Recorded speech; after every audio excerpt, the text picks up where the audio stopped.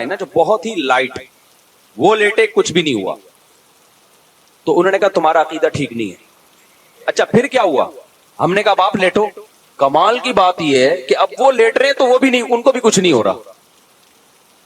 اب وہ لیٹے نا آ کے, جو پہلے لڑک رہے تھے, جن کا دماغ بدعتی تھا, وہ لیٹے ہیں, وہ نہیں لڑک رہے. وہ کہہ رہے ہیں یہ ہو کیا گیا ہمیں, پہلے تو اب لات پڑتی تھی, ہم گھومتے ہوئے جاتے تھے. تو پھر انہوں نے کہا یہ سب تم لوگوں کی وجہ سے ہوا ہے.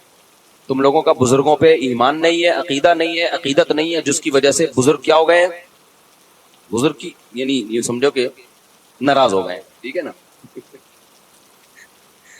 تو ہم نے کہا ہمارا عقیدہ درست ہے. اب دیکھو یہ ہوا کیا, یہ تو میرا آنکھوں دیکھا واقعہ ہے, اور اس پر میرے پاس گواہ بھی ہیں جو اس واقعے کے ہیں. ہمارے جامعہ کے اور بھی اساتذہ تھے, ٹیچر تھے, وہ بھی لیٹے, ان کو بھی کچھ نہیں ہوا. تو یہ میرے اکیلے کا نہیں, میں اس کی تصدیق کے لیے گواہ بھی پیش کر سکتا ہوں. تو ہوا کیا ہے یہ سمجھو, یہ واقعہ بڑا ہے, واقعہ مقصد نہیں ہے. ہوتا پتہ ہے کیا ہے, جنات ہوتے ہیں ایسی جگہوں پہ. جنات کو پتہ ہے کہ یہ قوم قبر پرست ٹائپ کی ہے, یہ قبروں سے عقیدت رکھنے والی قوم ہے. تو یہ جب یہاں لیٹیں گے کسی بزرگ کی قبر پہ, جنات دھکا دیتے ہیں ان کو, تاکہ ان کا صاحب قبر سے عقیدہ مضبوط ہو. پھر کل آ کے یہ قبروں سے مانگیں. مانگنے کی جگہ مسجد ہے اللہ, تو یہ کس سے مانگیں گے یار؟ جب یہ اندر سے بزرگ یہاں سے کک مار کے ہمیں وہاں تک لے جا سکتے ہیں, تو یہ مجھے اولاد کیوں نہیں دے سکتے, یہ کیوں نہیں کر سکتے؟ تو جنات یہ حرکتیں کرتے ہیں. ان لوگوں پر جنات کا وہ چلتا ہے جن کے بارے میں جنات کو پتا ہوتا ہے کہ یہاں ہماری دال گلے گی. سمجھتے ہو؟ اب جب ہم چلے گئے نا, تو جنات کو پتا تھا یہاں ہماری دال انشاءاللہ گلے گی نہیں. تو جیسے ہی ہم گئے ہیں, ہمیں تو پتا تھا کوئی ٹھڈا مڈا نہیں ہے, بکواس ہے, یہ سب شیاطین کے تصورات ہیں. جنات نے اپنی فائلیں وائلیں لپیٹی, اپنے سارے ٹھڈے شاپر میں ڈالے, اور فائلیں لپیٹ کے مارکیٹ سے شارٹ. تو جنات وہاں سے چلے گئے تھے. یہی وجہ ہے کہ وہ لوگ اب دوبارہ لیٹے تو ان کو کچھ نہیں ہو رہا, حالانکہ پہلے تو ان کو ہو رہا تھا. اور اسی بھی پتا چلا وہ ڈرامہ نہیں کر رہے تھے, ڈرامہ کر رہے ہوتے تو دوبارہ کر لیتے. وہ بھی حیران تھے اب ٹھڈا کیوں نہیں آ رہا بھائی. ہم نے کہا بھائی یہاں جنات تھے, شیاطین تھے جو تمہارا عقیدہ خراب کرنا چاہتے ہیں. تو اب وہ جنات مارکیٹ سے کیا ہو گئے ہیں, شارٹ. اب سمجھ میں آیا جنات کا فلسفہ. جو یہ ٹوٹکے کرتے ہیں, سل بٹے گھماتے ہیں نظر اتارنے کے لیے, مرچیں جلاتے ہیں, ساری ٹینشنیں انہی کے بچوں کے ساتھ ہوتی ہیں. اور جو یہ حرکتیں نہیں کرتے ان کے بچوں کے ساتھ یہ ٹینشنیں نہیں ہوتی. جو جادو ٹونوں پہ زیادہ بلیو کرتے ہیں, ٹونے کے اثر بھی کس پہ ہوتے ہیں, انہی پہ. جو کہتے تیرے باپ میں دم ہے تو تعویذ لا کے رکھ دے, کچھ بھی نہیں ہوگا, ان پہ واقعی کچھ بھی نہیں ہوتا. تبھی تو میں عاملوں کو کہتا ہوں ابے تم نے اتنے جنات جلا دیے, اتنے مار دیے, 8-10 جنات ہمارے سامنے بھی لے آؤ بھائی. اور تم مجھے دھمکیاں کی دیتے ہو, یہ کر دیں گے وہ کر دیں گے. تم دیکھو اونٹ نے ایک بندے کو یوں اٹھا کے نا یوں رکھ دیا تھا ذبح سے پہلے, تو جنات بھی یوں اٹھا کے کیا کرتے مجھے یوں کرتے. تو ان کو پتا ہے کہ کچھ بھی نہیں ہوتا. جنات نے ان کو قابو کیا ہوا ہے, انہوں نے جنات کو قابو میں نہیں کیا. تو اس لیے مسنون دعاؤں کا بس اہتمام کیا کرو. سورہ فلق, سورہ ناس, نظر بس کی جو دعائیں نبی نے بتائی ہیں اتنا کافی ہے.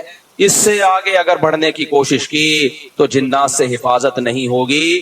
اور زندگی میں جو لوگ عامل کے پاس جاتے ہیں, چاہے دیوبندی عامل ہو, رائبنڈ کا مقیم ہو, بنوری ٹاؤن کا ہو, جامعہ الرشید کا ہو, دارالعلوم کرنگی کا ہو, جامعہ فاروقیہ کا ہو, جامعہ اشرفیہ کا ہو, یا بریلوی عالم ہو, شیعہ ہو, عامل عالم نہیں, شیعہ عامل ہو, بریلوی ہو, حاجی ہو, حرمین کے امام کا علاج کرا کے بھی آیا, وہ کبھی ان لوگوں کو لفٹ کرانے کی کوشش بولو مت کرو. یہ ایسی خاردار جھاڑیاں ہیں جو اس میں پھنسا وہ ہمیشہ کے لیے برباد.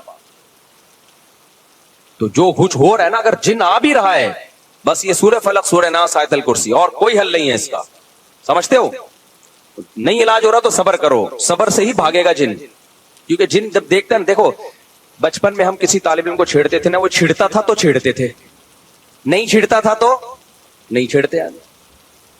تو جن بھی کہتے ہیں جب یہ چھڑ ہی نہیں رہا, اس کو تنگ کر رہا ہوں, چلو بھائی پتلی گلی سے یہاں سے نکلو. اور جب دیکھتے ہیں نا ٹینشن لے رہا ہے, کبھی ادھر علاج, کبھی ادھر علاج, کبھی وہ عامل, کبھی وہ عامل, پھر جن کہتا ہے بھائی یہ جگہ بہترین سوٹیبل ہے, یہاں اگر مجھے کرایہ دے کے بھی رہنا پڑے تو رہنا چاہیے. تو بیوی پہ جن آئے خود ہی نمٹے گا وہ. ٹھیک ہے نا, آگے چلتے ہیں بھائی جلدی سے, بس 2 منٹ میں بات کو سمیٹ کے ختم کرتا ہوں. تو جنات نے نبی صلی اللہ علیہ وسلم کے پاس جب جنات کی ایک ٹولی گزر رہی تھی نا, تو انہوں نے نبی صلی اللہ علیہ وسلم کو فجر کی نماز میں قرآن پڑھتے ہوئے سنا, اتنا خوش ہوئے. انہوں نے کہا یار یہ تو وہی کلام ہے جو موسیٰ علیہ السلام پر تورات نازل ہوئی تھی, اور یہ تو توحید کی دعوت دے رہا ہے.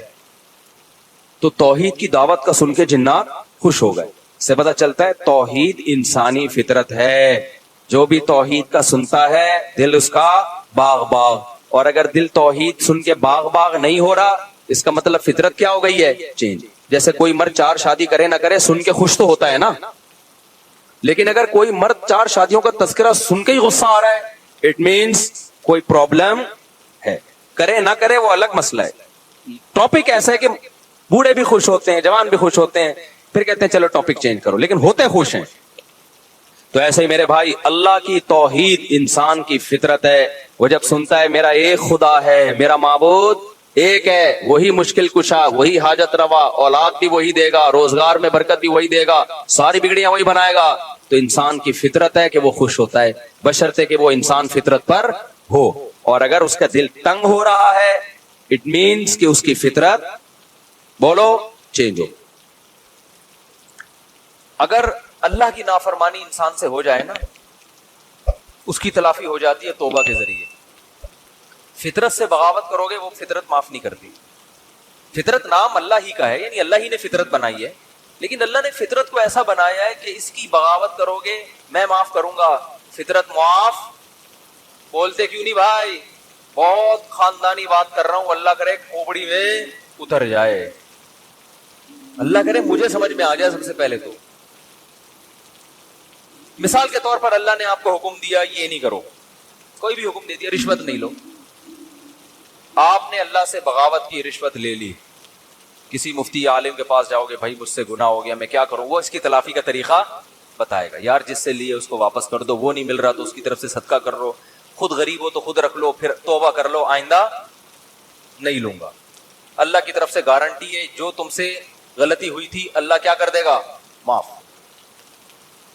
بشرطے کہ یہ نہ ہو کہ یہ نیت نہ ہو کہ چلو وہ والی تو لے لی تھی بہت اچھا ہو گیا, ٹھیک ہے نا بھائی, ندامت بھی ہو کہ میں نے غلط کیا, بد نظری ہو گئی, کچھ بھی ہو گیا, قتل بھی ہو گیا, اس کی بھی تلافی ہے اسلام میں. جان جان کر یہ سوچ کے قتل کرنا کہ میں توبہ کر لوں گا, یہ تو ٹھیک نہیں ہے. ایک مثال ہے, کسی سے ہو گیا بھی توبہ کا دروازہ کھلا ہے, اس کا بھی حل ہے. لیکن فطرت سے جب بغاوت کرتا ہے نا انسان, یہ دینداروں کی بات کر رہا ہوں, ایک بڑا معاشرے میں فالٹ آ گیا ہے, وہ فطرت سے بغاوت پہ اتر آتے ہیں. فطرت اور نیچر سے جب لڑو گے نا تو اللہ نے نیچر کو ایسا بنایا ہے کہ نیچر معاف بولتے کیوں نہیں بھائی, نہیں کرتے, وہ نہیں معاف کرتے. مثال کے طور پر آپ نے حرام کھا لیا, کیا کھا لیا آپ نے, چوری, کسی کی مرغی رکھی ہوئی تھی یا مرغی گھوم رہی تھی, چوری کر کے بسم اللہ اللہ اکبر پڑھ کے ذبح کیا, آپ نے کھا لی, حرام کھا لیا نا آپ. مرغی کھانا کیا ہے, حرام ہے نا, چوری کی مرغی ویسے تو حلال ہے, حرام کھا لیا, اس کی تلافی ہو جائے گی, ٹھیک ہے نا. اللہ نہ کرے خنزیر کھا لیا کسی نے, اس کی تلافی ہو جائے گی, بھائی توبہ استغفار کرو, اب کھا لیا تو آئندہ نہ کھاؤ, گڑ گڑاؤ, جتنا بڑا گناہ ہوگا اتنا زیادہ گڑ گڑاؤ. لیکن آپ نے زہر پی لیا, یہ جو زہر آپ نے پیا ہے نا, اور پیا بھی جان کے نہیں ہے, آپ سمجھے کہ اس بوتل میں زمزم رکھا ہوا ہے, حالانکہ کیا رکھا ہوا تھا, زہر. پہلا گناہ جان کر کیا, توبہ سے تلافی ہوگی. دوسرا گناہ بھی نہیں ہے, کیا بھی بھولے سے, غلطی سے, لیکن وہ زہر ہے, اس کی تلافی نہیں ہوگی, کیونکہ اللہ کی نافرمانی نہیں ہے. یہ کس کی بغاوت ہو رہی ہے, فطرت کی. فطرت تو یہ بھی نہیں دیکھتی کہ تو جان کے غلط کر رہا ہے یا غلطی سے غلط کر رہا ہے. آپ جب زہر آنتوں میں اترے گا, جتنی مرضی توبہ کر لو, اے اللہ آئندہ میں جب بھی بوتل کا ڈھکن کھولوں گا 100 دفعہ سونگوں گا, پہلے کسی کو ٹیسٹ کراؤں گا, اس کے بعد میں پیوں گا, اس دفعہ معاف کر دے, میری آنتیں نہ گلیں, اس دفعہ معاف کر دے, آئندہ نہیں کروں گا. لاکھوں میں کروڑوں میں کوئی ایک معجزہ ہو جائے تو ایک الگ بات ہے, لیکن اللہ کا قانون یہ ہے کہ بھائی معاف تو میں نے کر دیا, تو نے بے احتیاطی کی, لیکن جو زہر ہے نا وہ معاف نہیں کرے گا, وہ تیری آنتوں کو گلائے گا اور تو مرے گا. نہیں آ رہی میرا خیال ہے بات سمجھ میں, بہت مشکل ہے. دیندار آدمی پتہ ہے کیا کرتا ہے, جو فطرت نے اصول, قدرت اللہ نے اصول, فطرت بھی اللہ نے بنا, زہر میں اللہ نے خاصیت رکھی نا کہ آنتوں کو گلائے گا. آگ میں جلانے کی خاصیت کس نے رکھی ہے, اللہ نے. آپ کا پاؤں پھسل گیا, لوگ کہہ رہے ہیں یار یہاں احتیاط سے جاؤ, نیچے آگ جل رہی ہے, پاؤں پھسل سکتا ہے. آپ نے کہا میں بڑا فنٹر ہوں, کچھ نہیں ہوتا ہے یار, میں گیا اور پھسل کے آگ میں گر گئے. یہ گناہ کیا نا آپ نے کہ احتیاط. اب آگ میں جیسے ہی گرے آپ نے اللہ سے معافی مانگی, اللہ مجھے معاف کر دے, میں نے بے احتیاطی کی. بے احتیاطی بھی ایک جرم ہے. اللہ فوراً کیا کر دے گا؟ معاف, کہ بھائی میرا بندہ توبہ کر رہا ہے, معاف. اللہ مجھے معاف کر کے آگ سے نکال لے اب, کیونکہ میں غلطی سے گرا ہوں, تو معاف. اللہ کیا کہے گا؟ ونس اپون اے ٹائم, ایک دفعہ ایسا ہوا تھا, ابراہیم آگ میں گئے تھے, میں نے بچا لیا تھا. بس یہ ابراہیم کے ساتھ ایسا ہوا, اور ہو سکتا ہے 2-4 اور ایسے واقعات ہو گئے ہوں. قانون یہ ہے کہ آپ کا گناہ تو میں نے معاف کر دیا, مگر جس غلطی کی وجہ سے آپ آگ میں سلپ ہوئے ہو, آگ کو میں نے پرمیشن نہیں دی کہ وہ تجھے معاف کر دے. اس کا کام ہے جلانا, وہ جلا کے چھوڑے گی. بات آ رہی ہے سمجھ میں؟ آج ہمارے ہاں بہت سے مسلمان اللہ کی تو نافرمانی کر ہی رہے ہیں, لیکن ساتھ ساتھ فطرت سے بھی لڑ رہے ہیں. دیکھو انگریز کوشش کرتا ہے نیچر سے نہ لڑے. کیا مطلب؟ کامیابی کے جو دنیاوی اسباب ہے نا وہ اختیار کرتا ہے وہ, تبھی کامیابی جو دنیا کے لحاظ سے جس کو وہ کامیابی سمجھتے ہیں وہ کامیاب ہوتے چلے جا رہے ہیں. کیونکہ اللہ کا قانون ہے کہ بھئی کوئی کافر بھی اگر اسباب اختیار کرے گا نا, جس چیز کا جو سبب میں نے رکھا ہے. دیکھو اس کی ایک مثال دیتا ہوں. آپ بے احتیاطی کر رہے ہو, آپ بھی آگ میں گر گئے اور کافر بھی گر گیا بے احتیاطی سے, تو آگ یہ نہیں دیکھے گی کہ یہ چونکہ کلمہ پڑھنے والے ہیں اس کو بچا لو, وہ کافر ہے اس کو کیا کر دو, جلا لو. یہ آگ یہ نہیں دیکھے گی. اسی طرح آپ مسلمان تھے, آپ نے بے احتیاطی کی اور کافر نے اس راستے کو اختیار نہیں کیا, تو اب آگ یہ نہیں دیکھے گی کہ وہ کافر ہے تو احتیاط کر رہا ہے پھر بھی جلاؤ اس کو. نہ نہ نہ, بلکہ آگ اس کو اس تک نہیں پہنچے گی, آگ وہ بچ جائے گا. دنیا کی آگ کی بات کر رہا ہوں. تو دنیا میں اللہ تعالی نے کامیابی اور ناکامی کو کس کے ساتھ جوڑ دیا ہے؟ اسباب کے ساتھ. جو جس چیز کا سبب ہے نا وہاں تک پہنچنے کے لیے وہ سبب آپ کو اختیار کرنا پڑے گا. اس سبب کو اختیار کیے بغیر وظیفے, دعائیں اور آشیرواد لے لینا, کسی سے جا کے سر پہ ہاتھ پھیر دیں گے حضرت جی تو میری شادی ہو جائے گی, نہیں ہوگی شادی آپ کی. کیونکہ سب سے بڑا مسئلہ آج کل یہی بنا ہوا ہے نا, تو اس لیے مثال ذہن میں آ جاتی ہے. آج ایک صاحب آئے میرے پاس ملنے کے لیے, مفتی صاحب میں 40 سال کا ہو گیا, میری شادی نہیں ہو رہی. میں نے کہا کیوں نہیں ہو رہی؟ کہہ رہے ہیں یار میں پتہ نہیں, میرا مائنڈ ہی اس کے لیے تیار نہیں ہوتا, میرے لیے دعا کر دیں کہ میری شادی ہو جائے. میں نے کہا کر ہی نہیں رہی, کر ہی نہیں رہا, تو میں یہ دعا کر دیتا ہوں آپ کا مائنڈ بن جائے. تو میں نے کہا بنانے کی کوشش کرو گے تو بنے گا نا. تو بہت بڑا مسئلہ ہمارے ساتھ یہ ہے کہ صحت کے معاملے میں بھی, پڑھائی کے معاملے میں بھی, اور بزنس کے معاملات میں بھی, دین کے معاملات میں بھی. دین میں بھی تو یہ ہے نا کہ جنت کے اسباب اختیار کرو گے تو کہاں جاؤ گے؟ جنت. تو اس میں بھی جنت کے اسباب بھی اختیار کرنے کے لیے تیار بولو نہیں ہے. جنت کے اسباب ہے گناہ چھوڑو, گناہ نہیں چھوڑتے. اور پتہ نہیں ایران توران کیا کچھ کر لیں گے, وظیفے پڑھ لیں گے, 5 لاکھ دفعہ آیت الکریمہ پڑھ لی, فلاں نے پڑھ لی, یہ کر لیا, وہ کر لیا, اور فلاں کو کھانا کھلا دیا. بھائی جنت میں جانے کا سب سے پہلا سبب کیا ہے؟ کہ جس چیز کو اللہ نے حرام کہہ دیا اس سے آپ کو بچنا ہے. گناہ چھوڑنا ضروری ہے. اپنے عقیدے کو توحید کے بغیر جنت میں نہیں جا سکتے. کتنے اچھے بن جاؤ, شرک پر اگر ہے.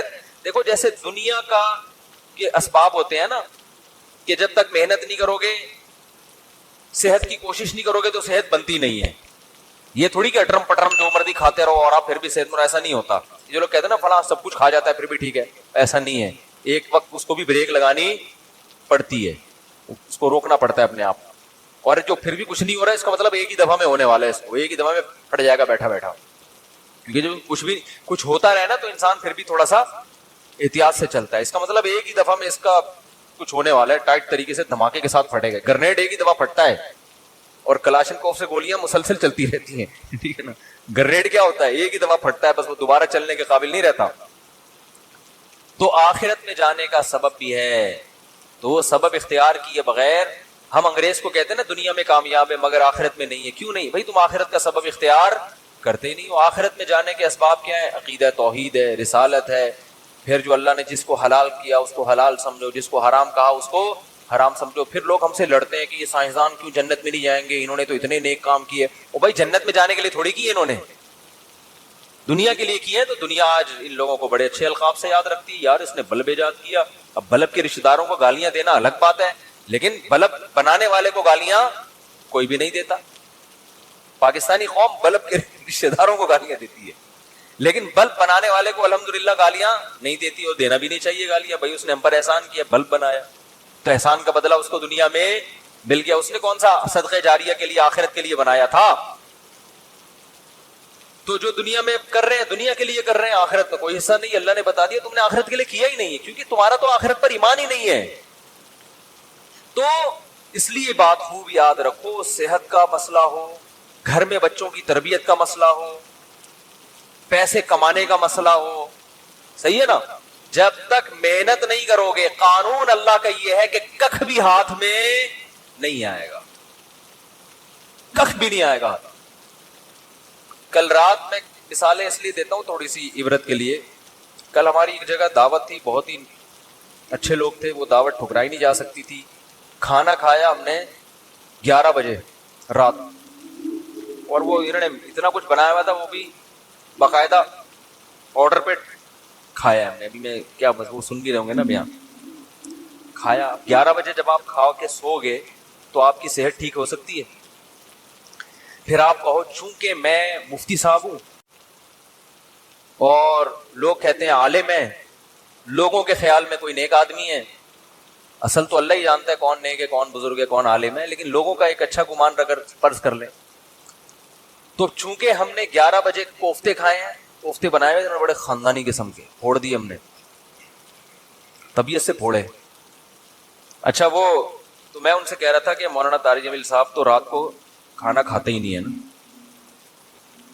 رات کو کھانا حضرت مولانا طارق جمیل صاحب نہیں کھاتے, وہ اتنے 2-4 نوالے بس, جتنا بھی رکھا وہ نہیں کھاتے, صحت کا خیال کرتے ہیں. تو میں نے کہا یار اتنا تپڑ مجھ میں نہیں ہے, اتنا اچھا کھانا رکھا ہوا ہے اور میں کھاؤں نہیں. تو وہ کہنے لگے, میں نے کہا ہم نے اس کا ایک آلٹرنیٹ تلاش کیا ہوا ہے, کھائیں گے طبیعت سے. تو ہم نے پھوڑا, اب جب پھوڑا ہے تو ظاہر ہے اس پھوڑے ہوئے کو نکالنا بھی تو ہے نا. تو اس کا حل پھر ہم, میرے ساتھ ایک ہمارے دوست تھے, وہ کافی وزنی ہے. میں نے کہا بیٹا میں تو نہیں سو سکتا ایسے, میں تو نہیں سو سکتا, یہ تو خودکشی ہے. تو میں نے کہا جب تک یہ جتنی کیلوریز جمع ہوئی ہیں نا یہ برن نہیں ہوں گی نا میں نہیں سوؤں گا. انہوں نے کہا کیسے بن کر؟ میں نے کہا پیدل نکلو. تو ہم پھر نکل لیے پیدل, ٹھیک ٹھاک واک کی. پھر ہمارے ایک دوست کا جم ہے, یہاں چلا گیا. پھر وہ جو مشین ہوتی ہے نا بھاگنے والی, اس پہ بھاگا. میں نے دیکھا, میں نے اس سے پوچھا یار آدھا کلو کڑھائی میں کتنی کیلوریز, میں نے آدھا کلو کڑھائی نہیں کھائی لیکن اس سے ویسے ہی پوچھا ہے کتنی کیلوریز ہوتی ہیں. اس نے کہا کہ پتہ نہیں 100 ہوتی ہیں. تو میں نے کہا جب تک 100 یہاں وہ مشین میں لکھا ہوا تھا نا, اتنا اس پہ میں چلا ہوں اور تیز واک کی ہے کہ جب وہ آئے نا کہ 100 کیلوریز آپ کی برن ہو گئی ہیں, پھر ہم مشین سے اترے. ہم نے کہا اب ہمارے لیے سونا کیا ہو گیا ہے؟ بولو نا بھائی, حلال. یہ اتنے نیک ہم بھی نہیں ہیں کہ اتنا صحت کا خیال رکھیں. ونس اپون اے ٹائم ایک واقعہ اچھا آ گیا, ہم نے کہا پارسل کر دو. یہ کرنا پڑے گا آپ کے باپ کو بھی, ورنہ توند نکلے گی, ورنہ عجیب سے ہو جاؤ گے. زندگی ایسی بہاریں اور خوشیاں کیا ہو جائیں گی, ختم. وہ کڑھائیاں جو آپ کوفتے جو کھا رہے ہو نا, آہستہ آہستہ جا کے مختلف جگہوں پہ سے نکلنا شروع ہوں گے. کبھی کوفتہ یہاں سے نکلے گا, ڈاکٹر کہیں گے کہ رسولی نکل آئی. وہ رسولی نہیں ہے, وہ جو کوفتے آپ نے کھائے ہیں ان میں صرف ایک کوفتہ نکلا ہے ابھی تو باقی کیا ہے, باقی ہیں. تو مختلف, ابھی تو تھوڑے دنوں میں آپ خود کوفتہ بن جاؤ گے. اور پھر کیا کرتے ہیں, صحت ٹھیک نہیں ہے, گھٹنوں میں درد, یورک ایسڈ بڑھا ہوا ہے, یہ ہوا ہوا ہے. پھر آتے ہیں کہ جی وہ مفتی صاحب کوئی وظیفہ بتا دیں کہ فلانے بزرگ کے پاس چلے جاؤں. پھر وہ فلانے آستانے پہ ایک بڑے اولیاء اللہ بیٹھتے ہیں, آدمی ہے کہ لیکن اولیاء اللہ. اولیاء تو ولی کی جمع ہے بھائی, ولی اللہ ہوتا ہے, اس کو لوگ کیا کہتے ہیں اولیاء اللہ بیٹھتے ہیں. اولیاء اللہ تو بہت سارے ہول سے